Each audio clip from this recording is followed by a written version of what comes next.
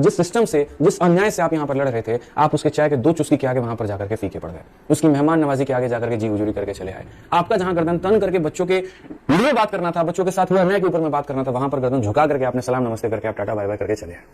और जो लाखों करोड़ों जो बच्चे यहाँ पर आपके ऊपर में विश्वास जमाए थे, उनका विश्वास 2 मिनट में खत्म हो गया, सिर्फ और सिर्फ आपकी चाकू का रखा चलते। सिर्फ मैं कहता हूं, इतना ज्यादा कल से दुखी है मेरा कि मैं कुछ कहने की स्थिति में नहीं। मैंने कहा क्या इसी वजह से हमने लाठी खाई थी? क्या इसी वजह से यहाँ पर टीचरों ने इतना संघर्ष किया था? क्या इसी वजह से यहाँ पटना के शिक्षक यहाँ दिल्ली के सड़कों पर उतरे थे? क्या इसी वजह से जयपुर के लोग यहाँ पर आए थे कि जाओ और जाकर के लॉलीपॉप लेकर के चले आओ? जब बड़े युद्ध की बारी हो तो हमेशा विश्वास बड़े योद्धा पर जताया जाता है। आप मुझे बताइए, जब हम सरकार से लड़ रहे हैं, हम सरकार से बातें कर रहे हैं, हमारी डिमांड क्या थी 31 जुलाई के प्रोटेस्ट की? आप क्या चाह रहे थे 31 जुलाई को? हमारी मांगे क्या थी? यही तो मांग थी कि हम डीओपीटी मिनिस्टर को जाके अपना दर्द बयां करने जा रहे हैं, अपने बच्चों का दर्द बयां करने जा रहे हैं। और मेरे बच्चे, जब 4 अगस्त को हम उस काम के लिए गए और वहां जाके 1.5-2 घंटे बैठ के अपनी बातें बताई, पहले 1 घंटे पीएस के साथ मीटिंग हुई, फिर हम बाहर आए। उस समय तक ये वादा नहीं था कि हम मिनिस्टर से मिलवाएंगे, लेकिन हमारी मांगे जायज थी। और मेरे बच्चे, इसी वजह से उसी 15 मिनट बाद मेरे नंबर पर फोन आया कि मंत्री जी आपसे मिलना चाहते हैं।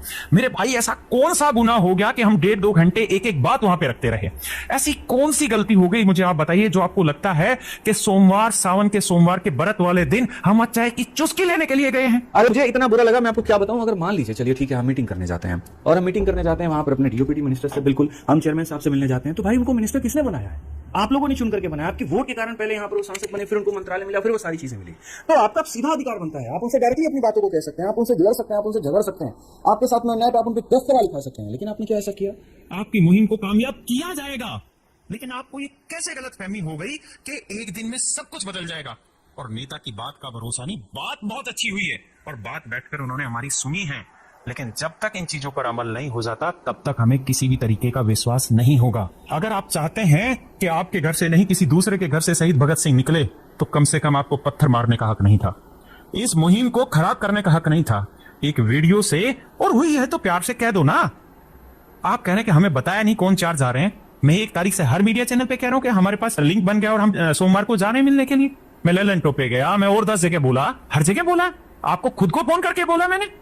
और मेरे बच्चों, एक बात तो आप भी समझ लो भाई, कमी तो आप भी नहीं छोड़ रहे हैं। अगर आज आप सावधान नहीं होंगे तो आपकी लड़ाई यूं ही खराब हो जाएगी।